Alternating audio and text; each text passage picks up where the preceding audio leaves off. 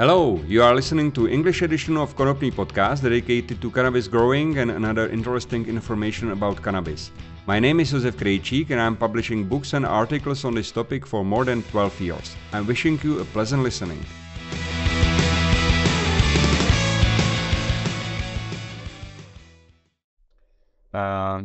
Hello, all listeners of Cannabis podcast. I'm here with a new episode, and my guest for today is a chief operating officer in F1 Seed Tech, what is a company what Michael will explain you a little bit later.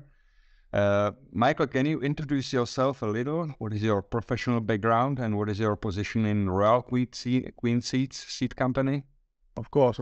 So, hello, Jose. So my name is Michael. I'm working for the company F1 Seed Tech as the operational manager. I started there in 2019. We started with the company F1 Seed Tech, so I was there from the beginning. Before I was working 8 years for Bayer Crop Science and Basel Vegetable Seeds as a molecular breeder. So there I was focusing on molecular breeding of tomato, cucumber, leek, onions, watermelons. Before that, I studied applied sciences at the Fontys University in Eindhoven, with the focus on molecular biology. So that's my history.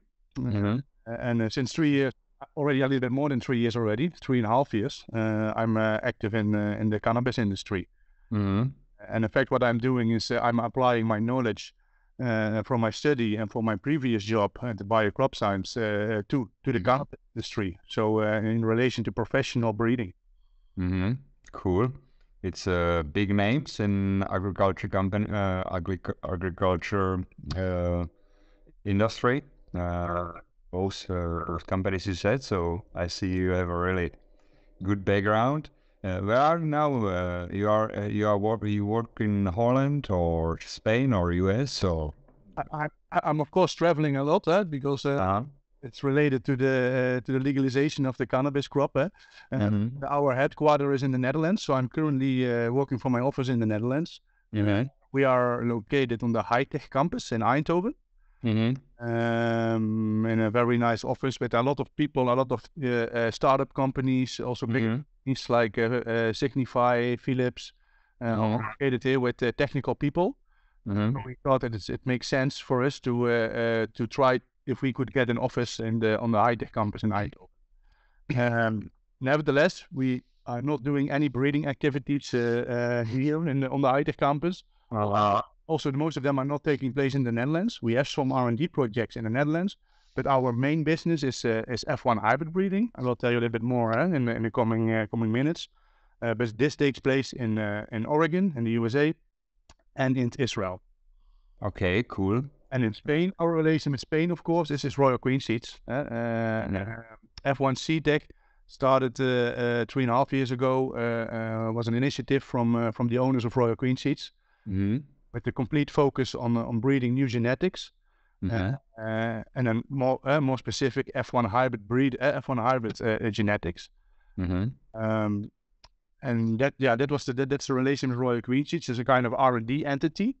Project was getting bigger and bigger, more expensive, moving to USA, to Israel. So now it's an independent company, but of course there is a relation with Royal Queen Seeds. Okay, cool. Royal Queen Seeds introduced F1 hybrids line recently. Can you explain what F1 hybrid means? Yeah, F1 hybrid. I know there's a lot of confusion in the industry about hybrids, F1 hybrids. For me, that discussion was quite new because I'm coming from an industry, from my education, and then from the vegetable industry. And then when we talk about F1 hybrid seeds, those are the seeds which the professional growers of tomato, cucumbers, they directly grow their crop from seeds. All the plants looks like the same. They're harvesting at the same time, the same fruit quality. Specific traits like resistances are fixed in every plant from the same seed, the same variety. This for me is an F1 hybrid. I know you can talk about a hybrid when you make a cross between one plant and another plant. If you make a cross between a White Widow and an Amnesia Haze, you can call it the next generation seed a hybrid seed. But when we talk about F1 hybrid seeds, we mean that the main difference is that we do the real inbreeding steps. We make first inbred parental lines. This means we really self the plants, which is not always easy, especially not in cannabis, because there's inbreeding depression. So the plant doesn't like to be selved too much generations. But this is also known in onion and in leek, artichoke. Those crops are also struggling a little bit with inbreeding depression. Tomato is not, cucumber is not, but in cannabis, yes, there is inbreeding depression. But that's the main difference we do. So we make the inbreeding steps, several cycles, and so you make your parental lines. So after we think the parental lines has the necessary qualities, so we make those those inbreeding steps are several cycles of inbreeding, and then I mean real inbreeding. So not sister crossing sister plants. No, we really self the plant with itself. Maybe later in the podcast I can tell a little bit more that there is a difference between short day inbreeding and auto-flowering inbreeding. But in general, we make the real inbreeding steps. So this we do several times. Then you have on a certain level of homozygosity, when parental line is fixed on the DNA and based on good phenotypes, we said, okay, the parental line is ready to be used for a crop, not a parental line. It doesn't matter if you make 20 parental lines, you can make a huge amount of different crosses between those parental lines. Next step, and then you look to your plots, because the seeds you will harvest from those crossing between those parental lines are real F1 hybrid seeds.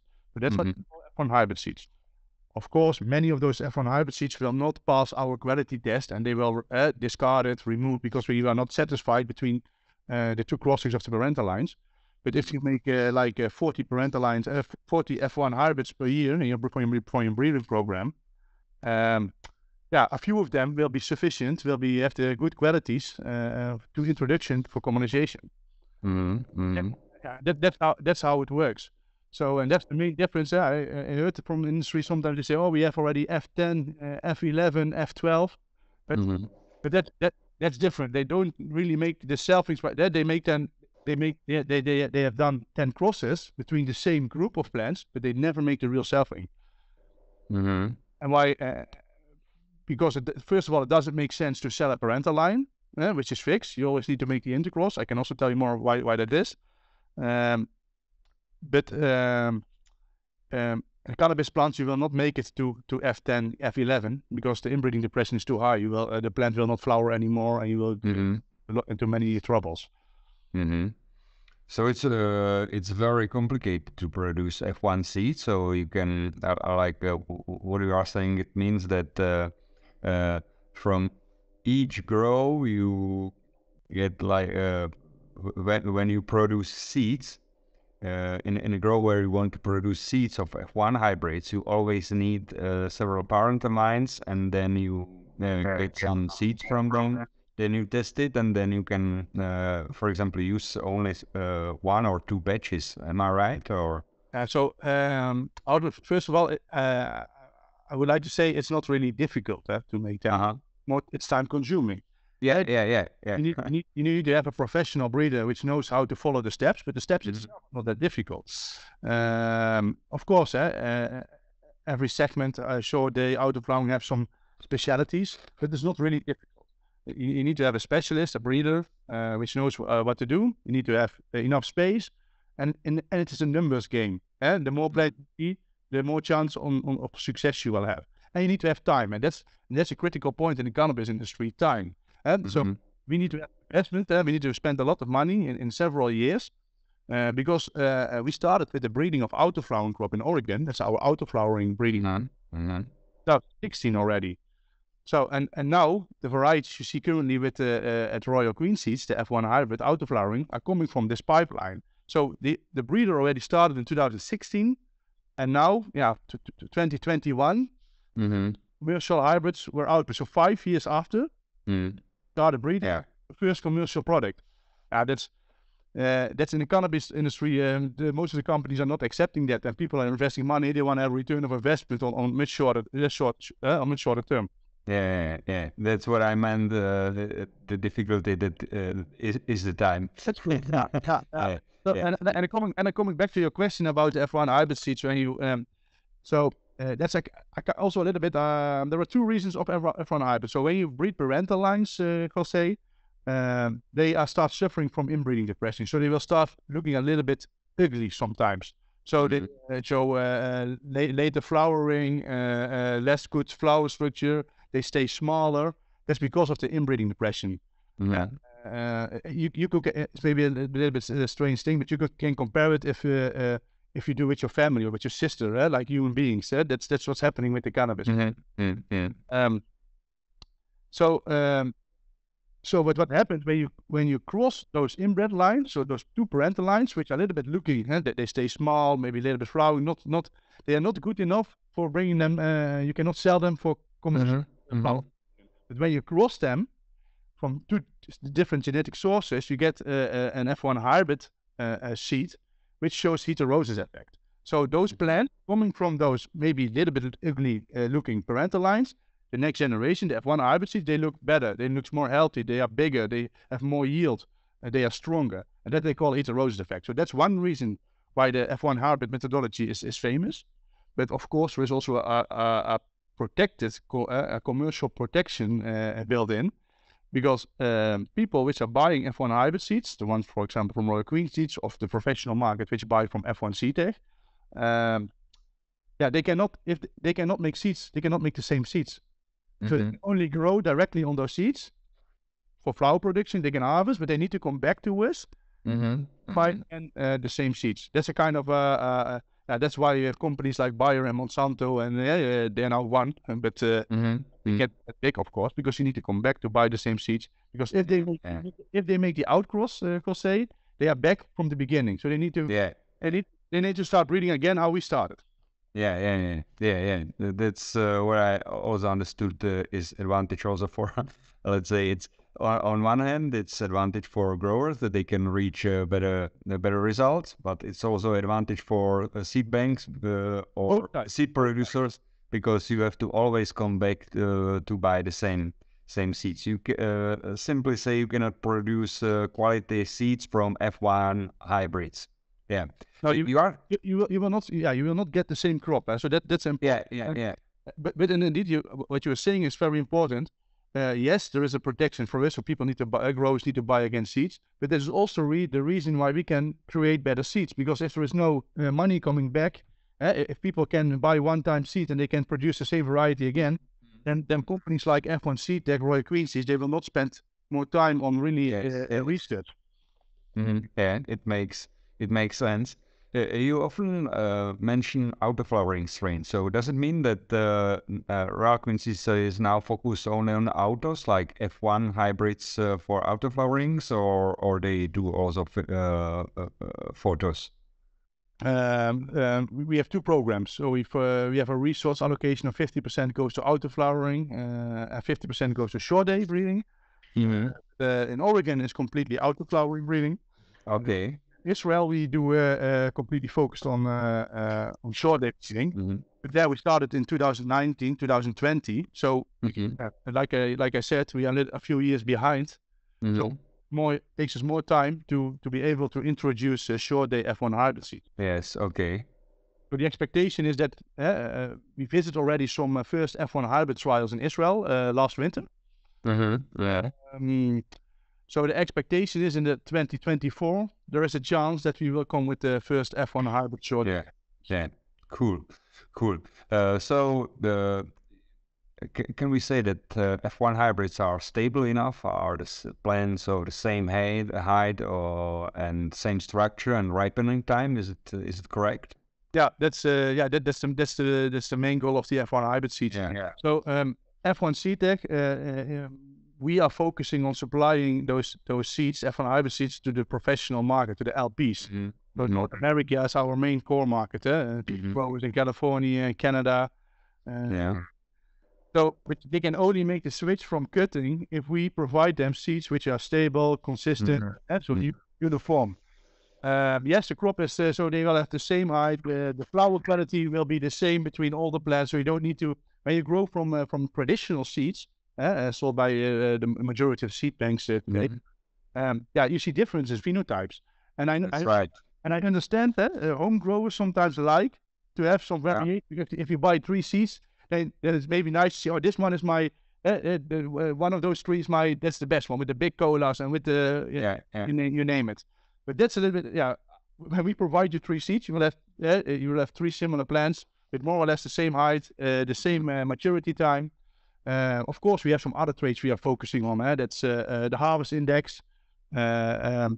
And auto-flowering, very important, was to increase the THC levels, because the auto-flowering crop was a crop with a little bit bad reputation if you compare it to short-day varieties. But during those 5 years of intensive breeding, we really make a very good auto-flowering crop. With flower mortality, you could not discriminate anymore after harvesting between short-day. So the density is high, the THC values are all above 20% because that's one of our breeding goals. Is in which traits are important and what do we need to achieve before we make something commercial, or what should be the minimum requirements of those varieties. But one of them is 20% or higher THC. We are not breeding on balanced, for example. There's or high CBD or high THC. This may can change in the future, but at this point, that's the situation. How based on our strategy. And they are also very famous, our varieties, on the very short cycle time. From sowing to harvest, and in optimal conditions, you can reach 65 days. When you go to outdoor cultivation, you can go to 75, maybe 80 days. Quite fast.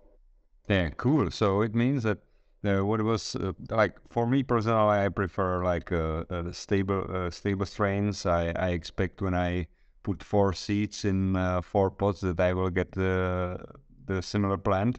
But exactly as you said, some home growers prefer to have some different phenotypes. But yeah, me personally, I don't like it too much. But anyway, for commercial production and pharmaceutical grade cannabis producers, there was always the problem with seeds that also if you grow for commercial and for pharmacies, you need to have uniformity in your canopy and also the same cannabinoid profile and terpene profile as well. So this is like this is something F1 hybrids can change it. So LPs will not be forced anymore to use clones, and they now can grow also from seeds. Am I right? Correct, Jose. Yeah. So, for example, in the medical market in Europe and Portugal, those the cultivators, they are requesting a 90% efficiency in cannabinoid levels. Today we are already there with the 90% consistency in our cannabinoid, and that's really unique from a seeds perspective in cannabis. They can be used for even for medical growings. But the largest market for us today is recreational growth in Canada. But we are also moving. We are also talking, because I'm in the Netherlands, and so we are also talking in Europe to several companies. The most of them are in Portugal. That's right. We are talking about advantages of growing F1C hybrids and using F1 hybrids. So is there some also disadvantages for growers using F1 hybrids? I don't see them. Of course, I'm completely focusing on this product, and if we look from 10 years from now, I think cannabis will be a seed-based crop. Seeds are now very familiar in the home grow market, but not in a professional cultivation. Then it's cuttings, clonal propagations. But all those techniques are too expensive. So in a mass production, I believe cannabis will be the next crop in just agricultural supply chain. But like cucumber, like corn, like maize, cannabis will be the next one in line, and that's mass production. And maybe it sounds a little bit boring. Some people in the cannabis industry say, you are destroying the idea of the special feeling of cannabis. It will be a professional market. It will just be a normal industry like the others in the vegetable industry, flower industry. And for those markets, you need to have a cheaper and a more efficient supply chain from the beginning, from the genetics. So seeds will be we believe seeds will be the game changer from a breeding genetics perspective. And if you look to the US right now, all those companies are struggling.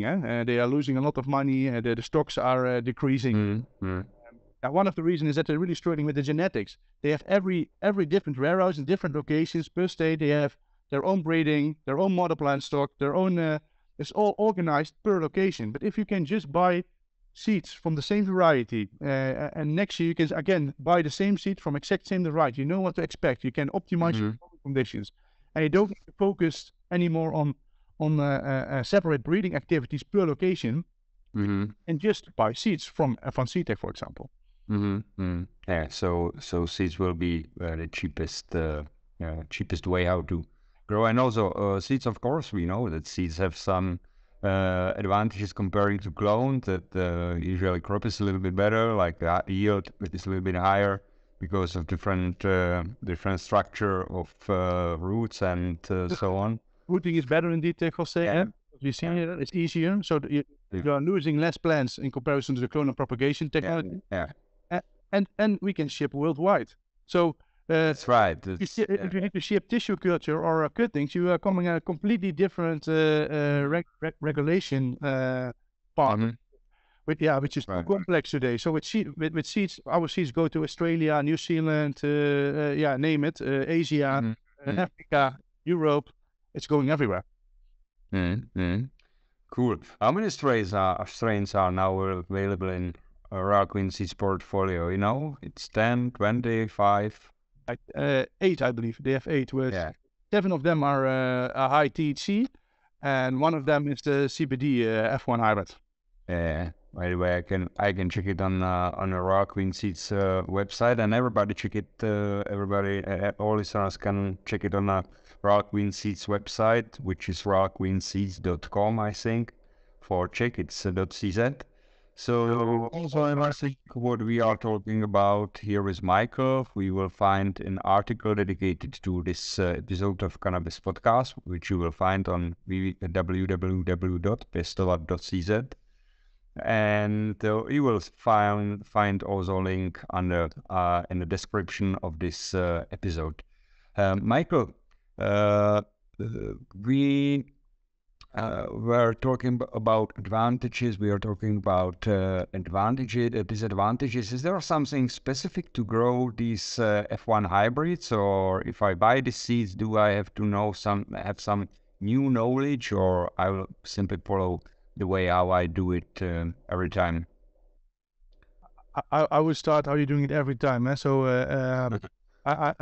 it's quite in general, what we see is when we provide seeds to our customers, and also what we see from our Queen Seeds pipeline to home growth, but also to our market, the professional IPs, is that growing from seed is quite easy.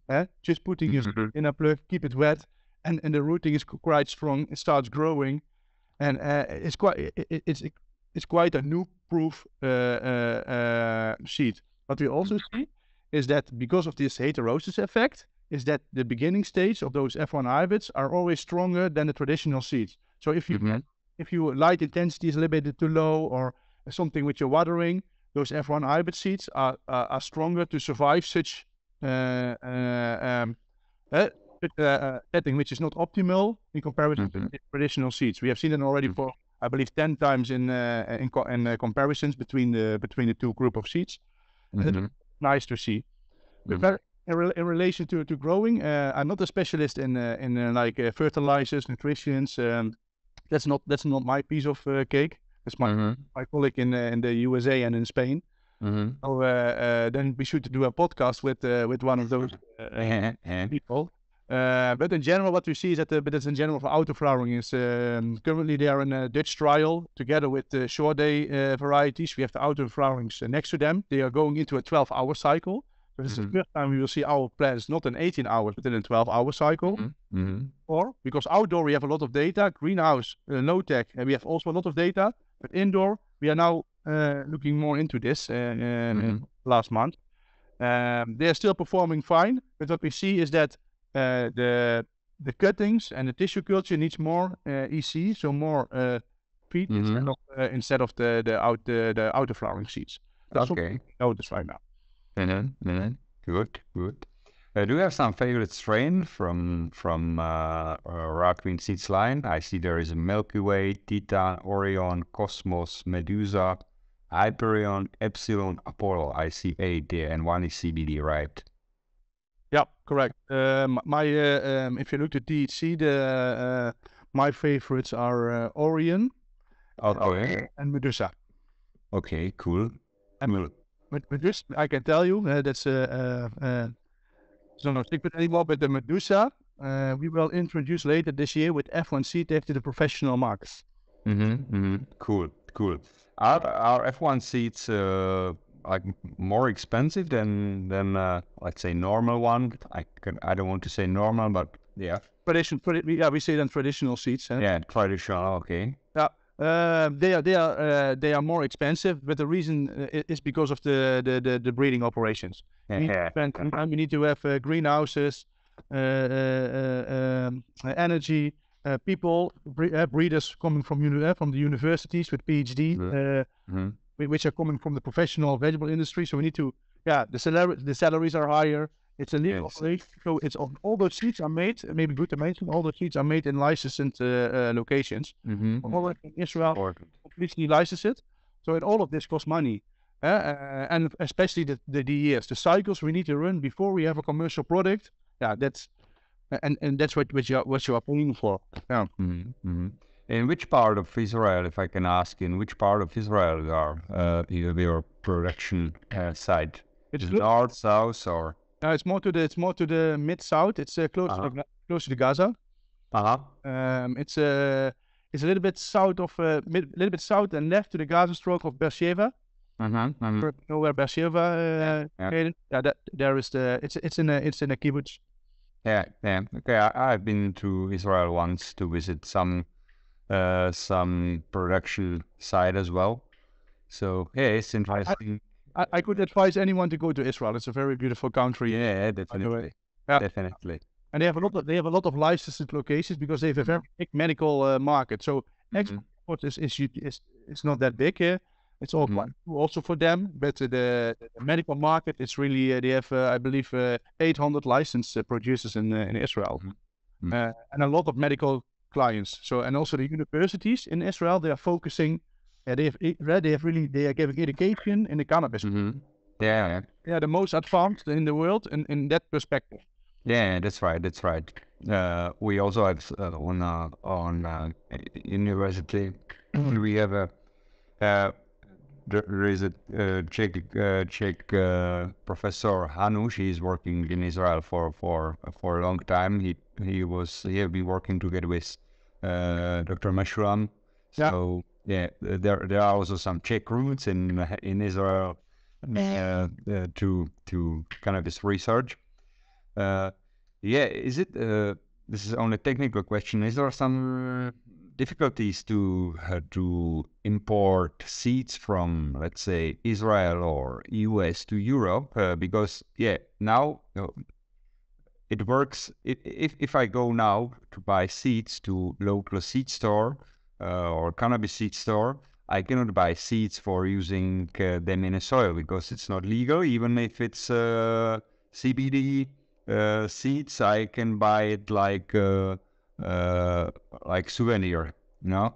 So how it works in this field, because you are producing in licensed places, so you can import seeds like real seeds to Europe.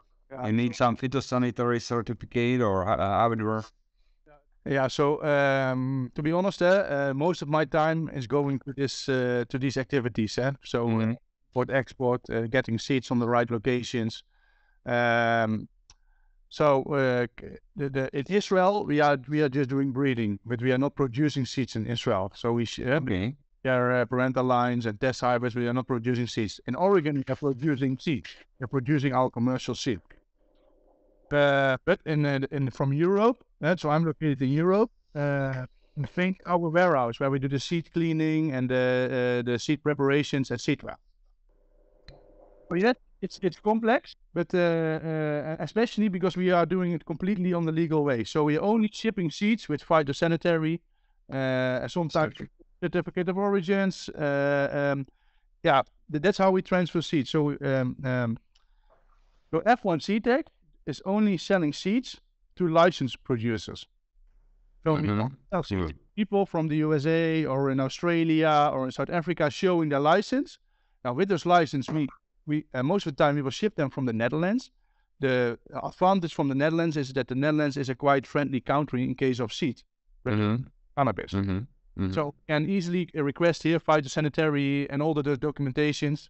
We can also do ISTA certifications, so purity testing, cleaning with the Nachttuinbouw, because Nachttuinbouw is in the Netherlands. So we make this a unique position, especially in regards to the competition. That with the Netherlands, very easy to ship worldwide. But it's all in a legal framework. And how is it with registrations of strains? You know, because this is also a process which has to be followed in European Union and also in particular our countries. I know it's not easy. I have been working in seed industry like many years ago. We were selling seeds of normal crop like wheat, and I like that, but you know it better than I do. So if you are selling some strain or some variety and you it's your intellectual property as well, can you register like F1 hybrids already? Especially you as a company who is selling to licensed producers. Yeah, of course, this is important. When you're a professional company breeding F1 hybrid seeds, then also your protection of your IP, your variety registration, should be part of at least should be on the table for discussion of your strategy. Yes, we have we did already some registrations. We did 6 varieties, but at that time it was the beginning when we started with the company. We did some clonal propagated varieties just to move through the pathway, to the process. Again, we have the Nachttuinbouw in the Netherlands, and the Nachttuinbouw is the testing locations for the seed, cannabis and hemp, PBRs, so plant breeder rights. So yes, we have already 6, but those were clonal propagated. Currently, we have 2 of our F1 hybrid varieties, one is THC and one is CBD, are in the pipeline of testing with the Nachttuinbouw. So we provide them with seeds. So this will be for us the first seeds to register, but they should pass the DOS testing. So distinctive, uniform, and stable. Yeah. We are waiting for the feedback, of course. The next step is to be able to, in the tomato and cucumbers, to be able to trade your seeds in the European Union. You not only need to have PBR, plant breeder right, because plant breeder rights you only protect and you say, okay, this phenotype, chemotype, this is ours. So nobody can, if somebody can grow, we can go to court and say no, this is ours or whatever. So they should also be listed on the list of CPVO, and there it's difficult because there is nothing implemented yet. So you can only list it if it is for a fiber. So the goal of your product should be for fiber, so making clothes and other stuff. So our varieties. We do some PBR, not all of them because it's expensive, and we are doubting what is the sense of doing it, because there is no, you can still not list them. So in fact, you cannot trade your seeds within the European Union, but it's also not yet accepted because there is not really a bulk seed market in the European Union. There is no legal, there is nothing like that. But yes, we are still allowed to sell seeds to licensed producers in Portugal or whatever. But there is nothing yet implemented, like it is for other crops. Yeah. This will be in the future, for sure. When there is more legalization, per se, I'm sure it will be following the same path as with the other vegetable crops, for example. Yeah. So yes, with PBR, listing is not possible yet for us. So yeah. Like lots of seed companies are solving these problems, and the IP is something the problem which is grows, of course, because as you said, like producing some strains is very difficult and time-consuming thing. So of course we also want to be protected and to have rights on what you invented or what you bred. Because if to mention is that this is from a European perspective, but our like I said before, our main market is North America, and it works different. There you have PVP, plant variety protection, but this can only be done on hemp, not on ITHC crop. Yeah. And what is the last option is then to do a patents, utility patents, for example, but it's not comparable to variety registrations here in Europe. So in the US, we are looking to different like utility patents. Then you can, for example, create a patent on a certain trait within your variety. Different and also more expensive in the US to do these kind of things. But so we are active in Europe, and we are also active in the USA, but it works different. Yeah. Okay, Michael, it's lots of interesting information you gave to us, and it's great to have you here in the Cannabis podcast. I appreciate a lot that you found time to share knowledge with us and to explain what F1 hybrids are, what are their advantages and disadvantages. Do you have some message for listeners of Cannabis podcast? There are growers, there are people who are interested into the medicinal advantages of cannabis. Do you have some message for them? In general, we know we are coming to the market with a new product, Jose. So to all the people, also to the license producers now in Canada and USA, we also tell them, please see our crop by yourself. So please try them out, see, because I can talk for many hours about the product. I'm very excited, and also to share information. But in the beginning, it starts, okay, we just put some seeds in the ground and look at it. And of course, show a few of them, so you see that you really see an F1 hybrid crop in front of you. And people which are loving seeds, especially from the homegrown market, we are in the good part of the industry, because we really believe that from within 10 years from now, the raw cannabis industry will be based on seeds. So cuttings and tissue culture, they will go to, and they will be a much smaller part of the industry. So it will be. So that's the message I would make. And checking out by yourself, that's the most important. We are also now doing trials with the big companies. We're providing them with seeds, 100, 1,000, whatever, to do a trial and then show them the benefits, the easy way of growing from a seed instead of all the complexities they are facing with the current methods in case of cuttings. Yeah, good. Thank you for that. I think it's definitely, I can definitely confirm that the best way is to try, because you can talk about it, but before you try, you never know. So let's try F1 hybrids from Raw Queen Seeds. It's easily available on their website and also in local distributors.